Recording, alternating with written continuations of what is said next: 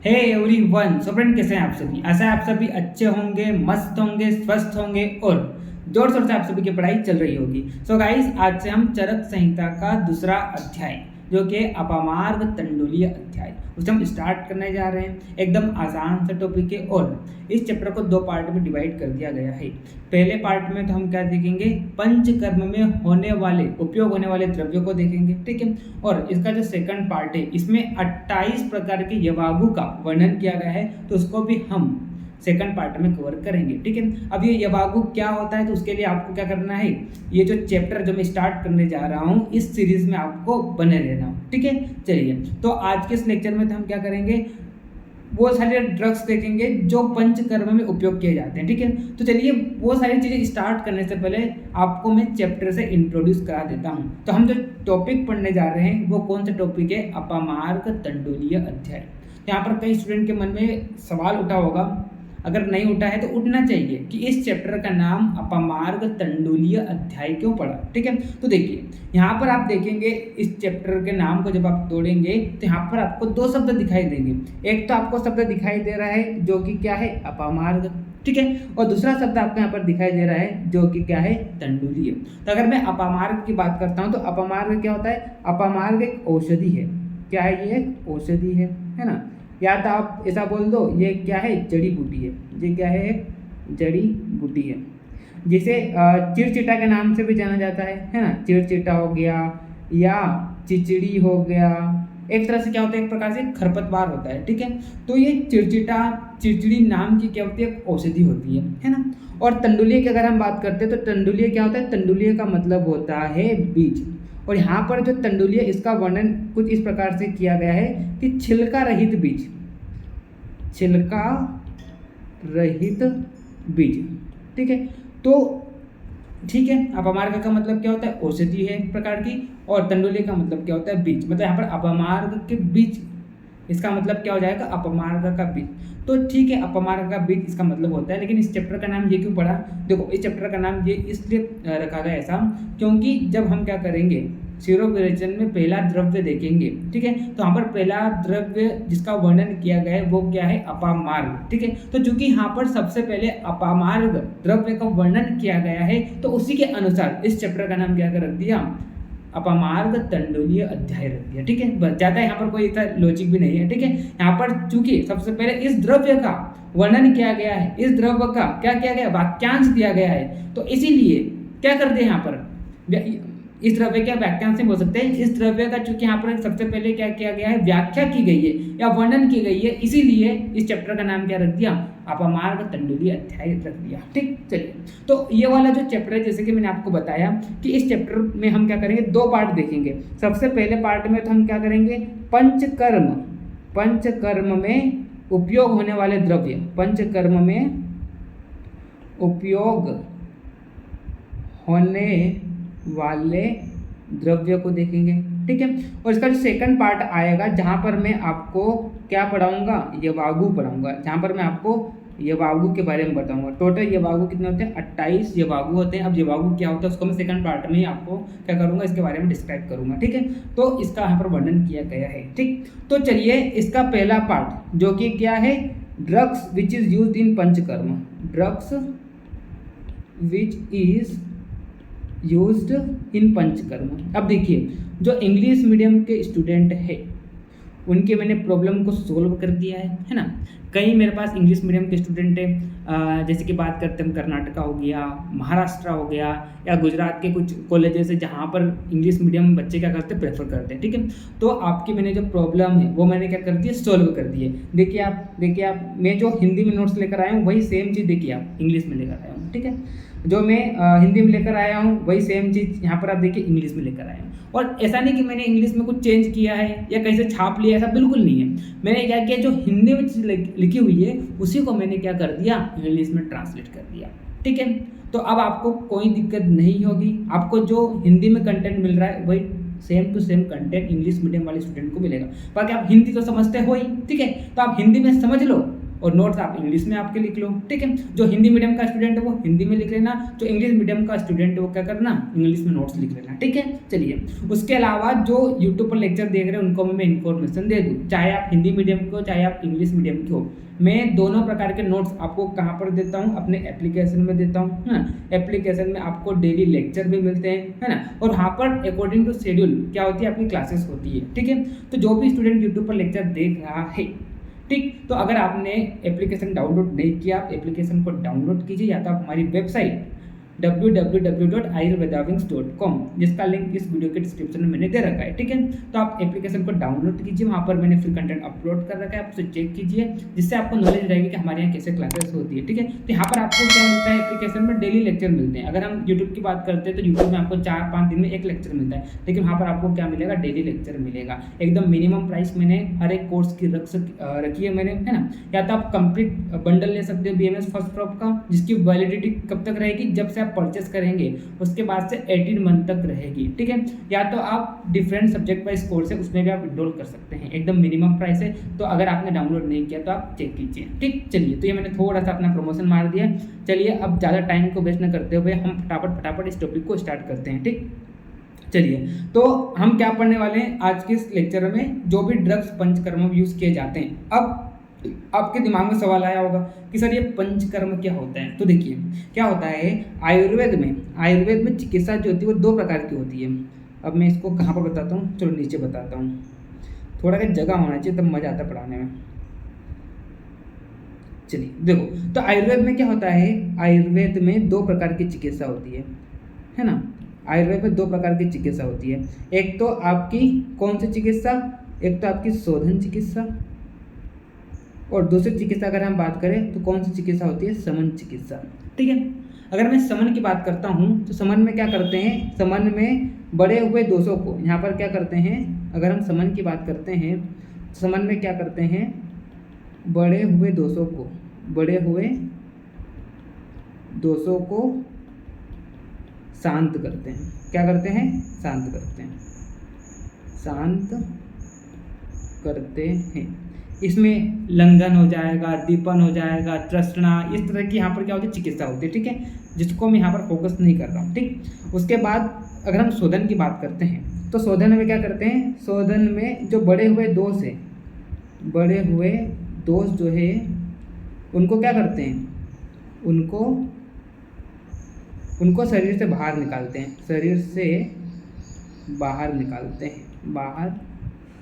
हैं। तो इसको है ना, आप कुछ इस प्रकार से आप समझ लो, जैसे कि मान लो एक ज़मीन है, ठीक है। ज़मीन में अगर मान लो थोड़ा सा गिरा है ना, या हल्की सी वहाँ पर क्या है, नमी है, तो वो जो नमी है या थोड़ा सा जो गीला है वो क्या हो जाएगा, अपने आप सूख जाएगा, ठीक है। मान लो अगर क्या है, थोड़ा सा ज़्यादा गीला है ना, तो आप क्या करेंगे, वहाँ पर थोड़ा मिट्टी वगैरह डाल देंगे, और मिट्टी वगैरह डाल कर क्या कर देंगे, उसको आप क्या कर देंगे, सुखा देंगे, है ना।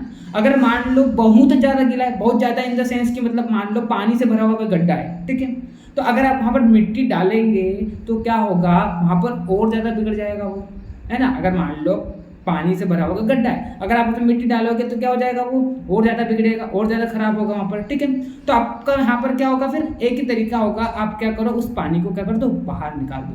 तो ठीक उसी प्रकार से हमारी बॉडी में भी क्या होता है कि अगर मान लो थोड़े से दोष बड़े हुए तो हमारी बॉडी क्या करती है, उसको कंजेस्ट कर देगी, ठीक है।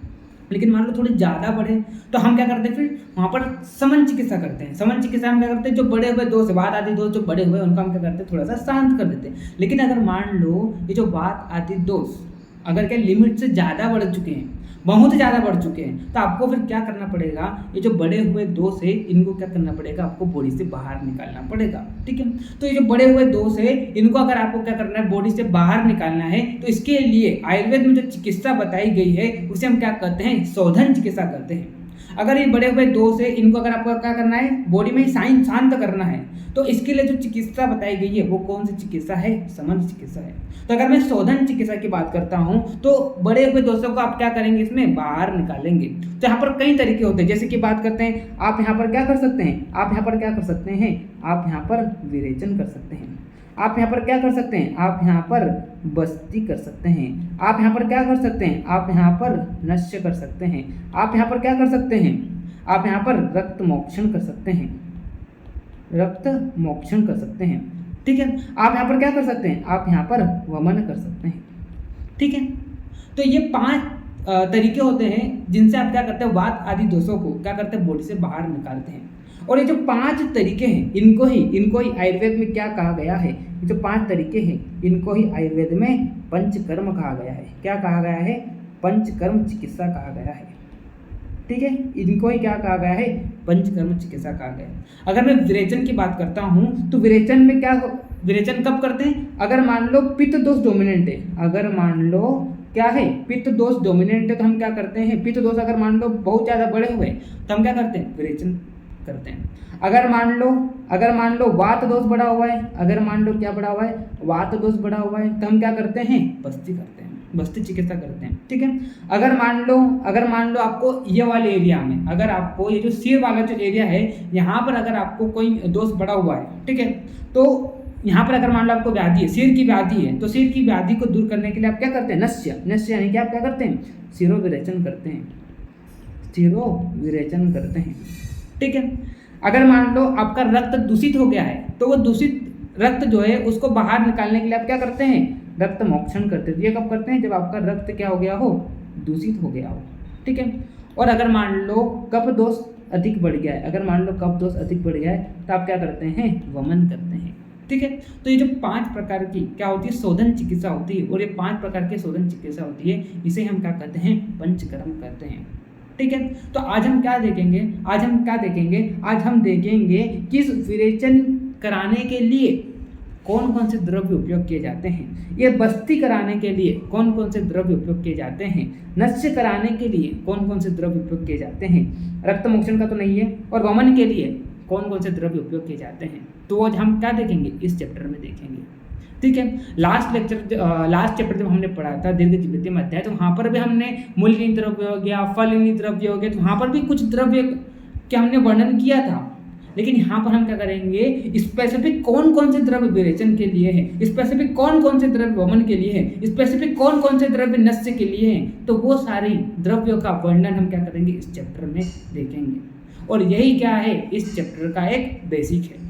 ठीक है, तो चलिए टाइम को ज़्यादा वेस्ट नहीं करते हुए अब हम क्या करते हैं, हमारे टॉपिक पर आगे बढ़ते हैं। ठीक, तो ये तो क्या था, ये तो एक तरह से बेसिक था, और हम क्या पढ़ने जा रहे हैं, drugs used in panchakarma therapy. Panchakarma therapy में कौन कौन से ड्रग्स यूज किए जाते हैं, कौन कौन से द्रव्य यूज किए जाते हैं, उसको हम क्या करेंगे, आज इस चैप्टर में देखेंगे। ठीक है, तो चलिए आप टाइम को ज़्यादा वेस्ट न करते हुए हम क्या करते हैं, टॉपिक पर आगे बढ़ते हैं। तो मैं थोड़ा आगे बढ़ने से पहले जो लोग यूट्यूब पर देख रहे हैं वीडियो को लाइक कर दीजिए और अपने दोस्तों को भी शेयर कर दीजिए, क्योंकि देखो आप ही लोग क्या करेंगे, मेरे को आगे बढ़ाएंगे, क्योंकि मैं तो किसी स्टूडेंट के पास जाऊंगा नहीं, आप ही क्या करेंगे, दोस्तों में शेयर करेंगे तो उनको पता चलेगा। ठीक है, चलिए, तो देखो मैंने आपको क्या बताया था, इस चैप्टर का नाम अपामार्ग तंडुली क्यों पढ़ा है, क्योंकि अपामार्ग का मतलब क्या होता है, एक औषधि होती है, और तंडुली का मतलब क्या होता है, एक बीज होता है। तो ये देखिए आपके सामने मैं फोटो भी लेकर आया हूँ, तो ये किसका है, ये यही क्या है, ये अपामार्ग है। इस प्रकार से आपको अपामार्ग देखने को मिलेगा।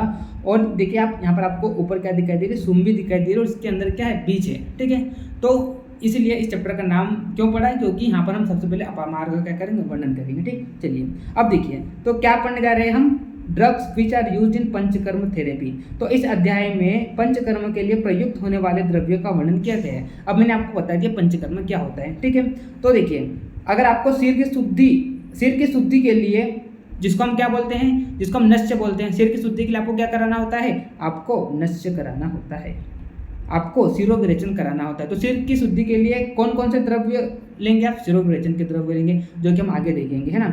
अगर आपको अमाशय में कोई व्याधि है तो अमाशय की शुद्धि के लिए आपको क्या कराना है, आपको वमन कराना है ना। अगर आपको पंचमानाशय या पक्वाशय, मतलब आप ऐसा बोल दो, अगर आपको कोलोन की कोई व्याधि है तो आपको क्या कराना है, विरोचन कराना है, या तो आप बस्ती करा सकते हैं। बस्ती भी 2 प्रकार की होती है, एक तो निरूह बस्ती होती है, एक अनुवासन बस्ती होती है। ठीक, चलिए तो सबसे पहले हम क्या करते हैं, शिरोविरेचन द्रव्य को देखेंगे।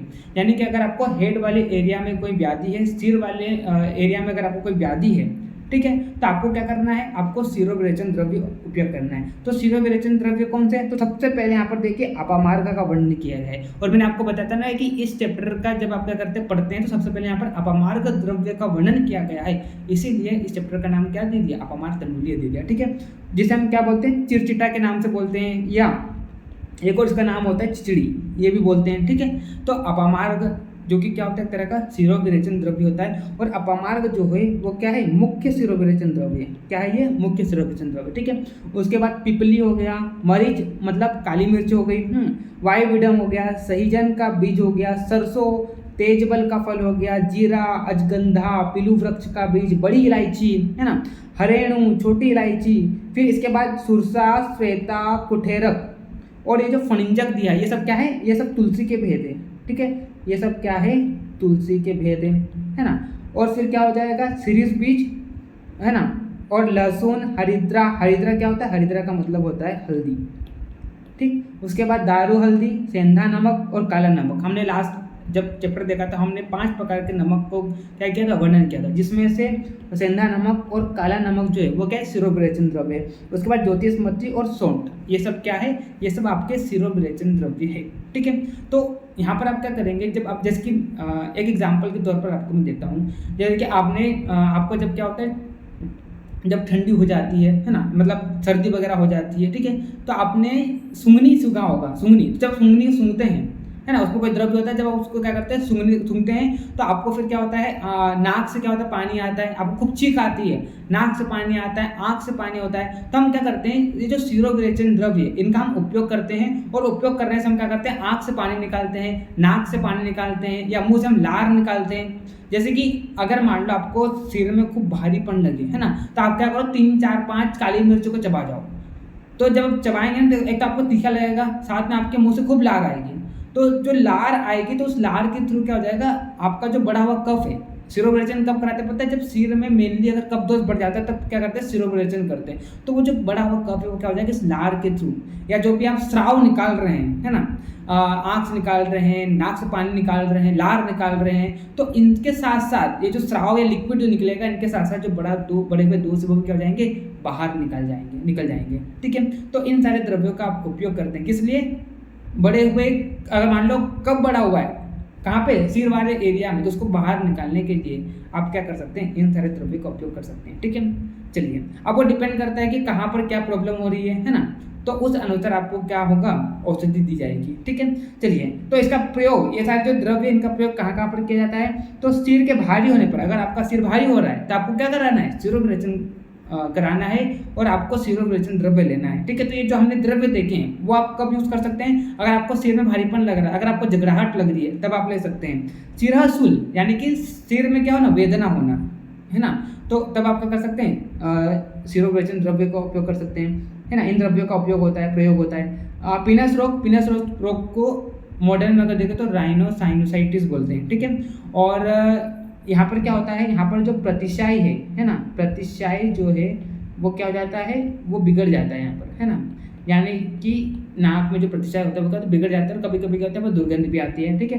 अधक पाली मतलब क्या होना, सिर के आधे पार्ट में दर्द होना। आपने भी देखा होगा कभी कभी किसी को ये वाले एरिया में दर्द होता है, तो अगर मान लो सिर के आधे पार्ट में अगर आपको दर्द हो रहा है तो उसमें भी इसका प्रयोग किया जाता है शिरो विरेचन द्रव्य का, है ना। सिरोगत कृमि रोग, अगर आपको नाक में कभी कभी क्या होता है, कीड़े पड़ जाते हैं, है ना, या इन्फेक्शन कुछ हो जाता है, तो उसमें भी आप क्या करते हैं, शिरो विरेचन द्रव्य का उपयोग कर सकते हैं, है ना। फिर आप समार यानी कि मिर्गी में, फिर घ्राणनाश मतलब जब किसी की अगर मान लो सूंघने की शक्ति कम हो गई हो, आपने देखा होगा कि किसी को क्या होता है, कम दिखाई देता है ना, किसी को कम सुनाई देता है, तो उसी प्रकार से क्या होता है, किसी की क्या होती है, सूंघने की शक्ति कम हो जाती है ना।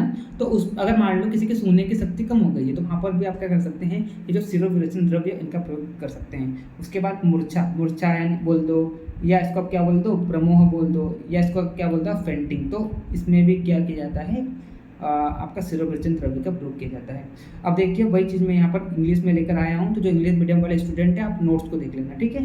चलिए, उसके बाद हम बात करते हैं, वही सेम चीज़ लिखी हुई है जो मैंने आपको अभी समझाई है। अब बात करते हैं अपन वमन द्रव्य। वमन द्रव्य कब कराते हैं, जब अगर आपको मान लो क्या हो, अमाशय की व्याधि हो, क्या हो आपको, अमाशय की व्याधि हो, है ना, या कप दोष बढ़ा हुआ हो, या कप दोष क्या हो, बढ़ा हुआ हो, ठीक है, तो आप क्या करते हैं, वमन द्रव्य का उपयोग करते हैं। तो मदन फल, है ना, मधुक, मुलहटी हो गया, नीम, नीम भी आप खा लो, है ना, नीम भी आप खा लो, तो जब ज़्यादा नीम खा लेंगे ना आपको उल्टी जैसा लगेगा, है ना, तो उसका भी उपयोग किया जाता है। जिमूत हो गया यानी कि देवदाली हो गया, कृतवेदन यानी कि कड़वी तोरई हो गई, पिपली, कुटज, इच्छवाकु, कटुतुम्बी, छोटी इलायची और धर्मागो, है ना, तो धामार्गो, तो इन सब का, ये सब जो द्रव्य होते हैं ये कौन से द्रव्य है, वमन द्रव्य है, ठीक है। उसके बाद अगर हम देखें तो अगर मान लो कफ दोष बढ़ गया, मेनली तो यहाँ पर कफ दोष, साथ में आप पित्त की भी वृद्धि मान सकते हैं, और अगर मान लो आपको अमाशय की व्याधि हो गई है, ठीक है, तो आपको क्या करना है, फिर उसको बाहर निकालना है, ठीक है, कफ को, अगर बढ़े हुए कफ को बाहर निकालना है तो आप वमन द्रव्य का उपयोग करते हैं, जो कि यहाँ पर लिस्ट दी गई है, ठीक है। उसके बाद विरेचन द्रव्य की हम बात करते हैं, तो विरेचन का मतलब विरेचन कब कराते हैं, जब अगर मान लो आपको पक्वाशय में कोई व्याधि हो, है ना, क्या हो, पक्वाशय की कोई व्याधि हो गई हो, ठीक है, या तो पित्त दोष बढ़ गया हो, है ना, पित्त दोष बढ़ गया हो, ठीक, तो वहाँ पर हम क्या करते हैं, विरेचन कराते हैं। विरेचन का मतलब क्या करते हैं, विरेचन का मतलब आप क्या करते हो, दस्त लगवाते हो, ठीक है, तो उसके थ्रू क्या हो जाएगा, आपका जो भी बड़े हुए दोष भी क्या हो जाएंगे, बाहर निकल जाएंगे। तो पक्वाशय में स्थित दोष, है ना, दुष्ट कफ या पित्त या पुलिस आप मान लो, का विरेचन कराकर क्या करते हैं, बाहर निकालने के लिए त्रिव्रत हो गया, त्रिफला का यहाँ पर वर्णन किया गया, जिसको हम हरित की बोलते हैं, है ना, विविध की मतलब बहेड़ा, फिर आंवला, दंती, नीलिनी, सप्तला, बच्चा, कंपिल्लक, गवाक्षी, छिरणी यानी कि भड़बाड़, है ना, करंज, पिलू, आरगवद, द्राक्षा, द्रवंती, बड़ी दंती जिसको बोलते हैं, निचुल, इनका प्रयोग किया जाता है, ठीक है। अब कई स्टूडेंट बोल रहे होंगे सर आपने यहाँ पर श्लोक तो एक भी नहीं बताए, तो देखो इस चैप्टर में श्लोक इंपॉर्टेंट नहीं है। अगर जिस भी स्टूडेंट को श्लोक याद हो जाते तो आप श्लोक से भी कर सकते हो, है ना। अगर आप इस चैप्टर में श्लोक को देखेंगे तो वहाँ पर कुछ नहीं दिया गया है, ये जो मैं नाम आपको बता रहा ना, इनके ही नाम आपको श्लोक में मिल जाएंगे, ठीक है, वहाँ पर इतना कुछ डीप नहीं दिया गया है, ठीक है, और इतना ज़्यादा इंपॉर्टेंट नहीं है, ठीक। तो जिस स्टूडेंट को श्लोक से याद हो रहा है नाम, तो आप श्लोक से कर लो, क्योंकि कई स्टूडेंट ऐसे होते हैं जिनको श्लोक से जल्दी याद हो जाता है, और श्लोक करना अच्छी बात है, क्योंकि श्लोक से जब आप याद करते हैं ना तो आपको ज़्यादा समय तो कुछ चीज़ याद रहती है। जैसे कि आपने भी देखा होगा, जब आप बचपन में आपने बहुत सारे मंत्र पढ़े होंगे तो अभी तक आपको याद है, तो ये बेनिफिट रहता है। तो जिसको श्लोक याद हो जाते हैं तो वो इन सारे द्रव्यों को श्लोक के थ्रू भी याद कर सकते हैं, लेकिन जिनको श्लोक नहीं याद होता तो आप हिंदी भी कर लो, इस चैप्टर में कोई दिक्कत नहीं है, क्योंकि इंपॉर्टेंट नहीं है आपको यहाँ पर श्लोक याद करना, ठीक है, इसलिए मैंने यहाँ पर एक भी श्लोक को इंक्लूड नहीं किया, ठीक। उसके बाद चलिए आगे बढ़ते हैं। उसके बाद हम स्थापन बस्ती देखते हैं, ठीक है। बस्ती कब कराते हैं, जब क्या हो, वात दोष बढ़ा हो, तब आप क्या करते हैं, बस्ती कराते हैं, ठीक है। दो प्रकार की बस्ती होती है, एक स्थापन बस्ती होती है, एक निरू बस्ती होती है, ठीक है। चलिए तो देखिए आप, पाटला हो गया, है ना, यानी कि पाढ़ल, अग्निमन, अरणी, बिल्लव यानी कि बेल, श्योनाक, काश्मर्य, है ना, सालपर्णी, पिटिवन, भटकटैया, बला, गोकुरु, बड़ी कटेरी, एरण, पुनर्नवा, जौ, कुल्थी, बेर, गुडुची, मदन, पलास, है ना, चक्रपाणी, और 4 प्रकार के जो स्नेह, स्नेह का मतलब चिकनाहट जो लाते हैं ना, जैसे कि घी, तेल, वसा, मज्जा, और 5 प्रकार के नमक। 5 प्रकार के हमने नमक लास्ट चैप्टर जब हमने पढ़ा था वहाँ पर भी हमने उसका वर्णन किया था, जिसके बाद करते काला नमक, सेंधा नमक, है ना, बीट लवण, औद्भिद और सामुद्र, ठीक है। तो इनका द्रव्य का उपयोग किस लिए करते हैं, बस्ती के लिए करते हैं। कब करते हैं, जब आपको मान लो वात दोष बढ़े हो, या तो आप उदावर्त में क्या होता है, यहाँ पर दोष जो होते हैं या मल जो होता है क्या होता है, बॉडी के ऊपर आने लगता है ना, बॉडी के ऊपर आने लगते हैं, तो इनको क्या करना है, वापस नीचे ले जाना है, ठीक है, और बस्ती के थ्रू इनको क्या करना है, बाहर निकालना है, ठीक है। या तो आपका मान लो कॉन्स्टिपेशन हो जाता है, तब भी आप क्या करते हैं, इन बस्ती के द्रव्यों का उपयोग करते हैं। चलिए उसके बाद अगर हम बात करते हैं अनुवासन बस्ती, तो देखो जो हमने अभी निरोहण बस्ती में यूज़ किया था, तो वही सारी चीज़ें आप जो हमने क्या किया था, ये जो निरोहण बस्ती या स्थापन बस्ती में जो द्रव्य का उपयोग किया था, वही सारे द्रव्य का आप अनुवासन बस्ती में भी क्या कर सकते हैं, उपयोग कर सकते हैं, ठीक है। तो जिन पाटला या औषध द्रव्यों का स्थापन बस्ती के लिए उपदेश किया गया है, यानी औषध में वात, हर औषध के लिए वातनाशक अनुवासन बस्ती की भी कल्पना करनी चाहिए। मतलब जो हमने ऊपर जो निरोहण बस्ती के लिए द्रव्य का वर्णन किया है, वही सारे द्रव्यों का उपयोग आप किस में कर सकते हैं, आपके अनुवासन बस्ती के लिए भी आप कर सकते हैं, ठीक है। चलिए उसके बाद पूर्व कर्म, देखो क्या होता है कि पंचकर्म करने से पहले आपका क्या किया जाता है पता है, पूर्व कर्म किया जाता है। मान लो आपके पास कोई भी क्या आया, पेशेंट आया, ठीक है, और उसका अगर मान लो आपको क्या करना है, पंचकर्म करना है, मतलब बड़े हुए दोषों को अगर आपको क्या करना है, बॉडी से बाहर निकालना है, तो उसके लिए आपको क्या करना पड़ेगा, आपको पूर्व कर्म करना पड़ेगा। आपको क्या करना पड़ेगा, पूर्व कर्म करना पड़ेगा। ठीक है, पूर्व कर्म की बात करते हैं तो पूर्व कर्म में क्या आता है, एक तो आपको क्या होता है, स्वेदन आता है, और दूसरा आपको क्या आता है, इसमें स्नेहन आता है। ठीक है, स्नेहन। स्नेहन का मतलब क्या होता है, स्नेहन का मतलब होता है चिकनाहट। स्नेहन का मतलब क्या होता है, चिकनाहट। तो यहाँ पर आप क्या करते हैं, स्नेहन की अगर हम बात करें, यहाँ पर आप क्या करते हैं, यहाँ पर आप तेल या घी से, मेडिकेटेड तेल या घी से आप क्या करते हैं, बॉडी की मसाज करते हैं, बॉडी की आप क्या करते हैं, मसाज करते हैं।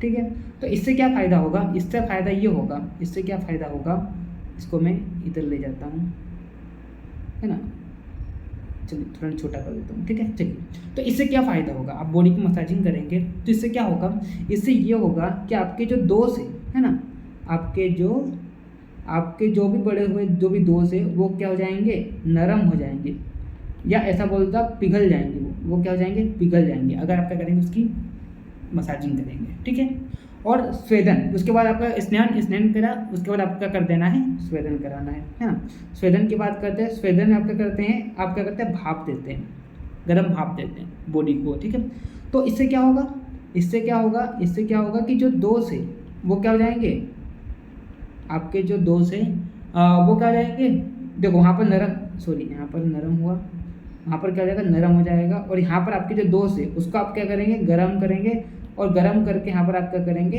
पिघलाएंगे। ठीक है, तो इससे क्या होगा, आपने क्या करा, पूर्व कर्म करना, आपको स्वेदन करना, आपको क्या कराना है, आपको स्नान कराना है। तो ये दो कर्म जब आप करेंगे तो इससे आपके दोस्त जो क्या जाएंगे, बड़े बड़े दोस्त नरम हो जाएंगे, है ना, और क्या हो जाएंगे, पिघल कर क्या हो जाएंगे, द्रव स्वरूप हो जाएंगे। ठीक है, तो इससे ये फायदा होगा कि जो भी शाखागत, जो मतलब आपके देखो जो भी शाखाओं में दोष है, जो भी क्या है, शाखागत दोष है, तो इनको आपने क्या करा, स्वेदन कर्म और स्नान कर्म से पिघला दिया, नरम कर दिया। तो ये भी जो शाखागत दोष है या शरीर में जो भी दोष है उनको आप क्या करेंगे, फिर पिघल गए, पिघलने के बाद ये सारे दोष फिर किस में आ जाएंगे, आपके या तो अमाशय में आ जाएंगे, या तो आपको किस में आ जाएंगे, पक्वाशय में आ जाएंगे, या तो आप किसके जाएंगे, पक्वाशय में आ जाएंगे, है ना। तो आपने क्या किया, स्नेहन और स्वेदन कर्म से इन दोषों को नरम किया, पिघलाया, और पिघलाकर इन सब दोषों को आपने क्या कर दिया, अमाशय में ले आए, या किस में ले आए, आप पक्वाशय में ले आए। ठीक है, फिर पक्वाशय में ले आए तो इसका आप क्या कर दोगे, बस्ती कर दोगे, है ना, बस्ती कर दोगे, या आप क्या कर दोगे, इसका विरेचन कर दोगे, है ना, या इनका क्या विरेचन कर दोगे और बॉडी से बाहर कर देंगे। और इन दोषों को, जो भी शरीर में दोष थे, इनको आप क्या ले आए, अमाशय में ले आए, अमाशय में लाने के बाद इनका आप क्या कर दोगे, वमन कर दोगे, बस। इससे फिर क्या हो जाएंगे, बॉडी से बाहर निकल जाएंगे। तो स्वेदन कर्म और स्नेहन कर्म आपको करना पड़ता है पंचकर्म से पहले, ताकि जो भी दोष वगैरह वो क्या हो जाए, पिघल जाए या नरम हो जाए। ठीक है, चलिए, तो देखिए, जिन रोगियों को वात आदि दोष उपस्थित हो उन रोगियों का स्नेहन स्वेदन कराकर तो स्नेहन स्वेदन क्यों कराते हैं वो मैंने आपको बताया, उसका रीजन क्यों कराते हैं। ठीक है, चलिए, फिर बाद में उन्होंने क्या बोला कि मात्रा और काल का विचार करते हुए आपको क्या करना है, नश्य, वमन, विरेचन, स्थापन, अनुवासन, यानी कि आपको पंचकर्म करना है। ठीक है, तो पंचकर्म से पहले आपको क्या करना है, स्नेहन और स्वेदन कराना है। उसके बाद आपको औषध की कितनी मात्रा होना चाहिए और काल, इस सब का विचार करके आपको फिर क्या करना है, पंचकर्म करना है। ठीक है, 3-5 कर्मों का प्रयोग आवश्यकता अनुसार आप करें। ठीक, तो ये होता है आपका चैप्टर का पहला पार्ट। ठीक है, चलिए अब नेक्स्ट वाले पार्ट में हम क्या करेंगे, ये बागों का वर्णन कर लेंगे। ठीक है, तो आई होप आपको समझ में आ गया होगा, और जिसको भी कोई डाउट हो तो आप व्हाट्सएप ग्रुप में पूछ सकते हैं। मैं अभी सबके लिए मैसेज क्या कर दूंगा, ऑन कर दूंगा, लेकिन वहाँ पर मेरे को कोई फालतू का ज्ञान नहीं देगा कि सर आप ये पढ़ा दो, ये पढ़ा दो, ये पढ़ा दो, ये पढ़ा दो। आपको जो शेड्यूल दिया गया है उसके अकॉर्डिंग क्या होगी, वहाँ पर क्लासेस होगी। हो सकता है शेड्यूल से 1-2 दिन क्लास थोड़ी लेट हो जाए, क्योंकि वो डिपेंड करता है भाई। अब ऐसा थोड़ी मैंने 4 लेक्चर शेड्यूल में दे दिए तो 4 दिन में ख़त्म करूँ, जरूरी नहीं है भाई, वो तो टॉपिक पर डिपेंड करता है। अगर मैं संधि की बात करता हूँ, संधि के लिए मैंने सिर्फ 6 लेक्चर दिए थे, लेकिन बाद में को समझ में आया कि नहीं यार, मेरे को अलग अलग पढ़ाना है सब संधि को, तो मैंने फिर क्या किया, उसको अलग अलग पढ़ाया है। ऐसे करके वहाँ पर करीबन 10 से 15 लेक्चर हो जाएंगे। तो वही है, वो क्या होता है, डिपेंड करता है टॉपिक पर। अगर आप बोलो कि सर आपने 4 दिन का शेड्यूल दिया था, 4 दिन में ही खत्म करना है, तो वो नहीं होगा मेरे से, है ना। तो कोई मेरे को फालतू का ज्ञान देगा नहीं कि सर आज लेक्चर नहीं आया है, सर आप ये पढ़ा दो या वो पढ़ा दो, हमारे कॉलेज में ये चल रहा है। कोई मेरे को ये ज्ञान देगा नहीं, मैं अपने अकॉर्डिंग चलूँगा। ठीक है, और टाइम से, आपको मैंने बोला है ना, आपकी यूनिवर्सिटी एग्जाम से 2 से 3 महीने पहले सिलेबस हो जाएगा, तो हो जाएगा। ठीक है। लेकिन फालतू का ज्ञान मेरे को कोई देगा नहीं। अगर आप फिर से इस तरह से ज्ञान देते हैं तो वापस मैं आप सभी के लिए सारे मैसेजेस जो क्या कर दूंगा, म्यूट कर दूंगा। तो इससे क्या होगा, आप डाउट नहीं पूछ पाएंगे। ठीक, तो वो एकदम एकदम शांति का माहौल बनाए रखिए और बढ़िया तरीके से पढ़ते रहिए। ठीक है, तो मिलते हैं नेक्स्ट लेक्चर में, तब तक के लिए okay bye, see you again.